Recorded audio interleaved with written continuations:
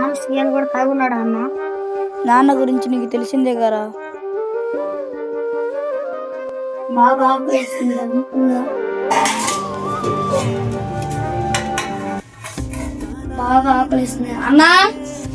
ఏమి బాగా ఆకలిస్తుంది అన్న. అమ్మకి తాగటానికే డబ్బులన్నీ అయిపోతున్నాయి. మనకి అన్నం ఎక్కడి నుంచి వచ్చింది? అమ్ముంటే బాగుండు. నాన్న ఎక్కడున్నాడో పదరా వెతుకుదాం. ఉండు తమ్ముడు, నాన్న ఎక్కడున్నాడు అని చూసి ఎక్కడగో లేర్రా. ఎక్కడున్నాడన్న నాన్న? అవి పడిపోయి ఉంటలేరా? అక్కడ ఉంటాడని చూద్దాం. నలుగురు నాన్నలా కనిపిస్తున్నాడు. నానేరా తాగి పడిపోయి ఉన్నారా?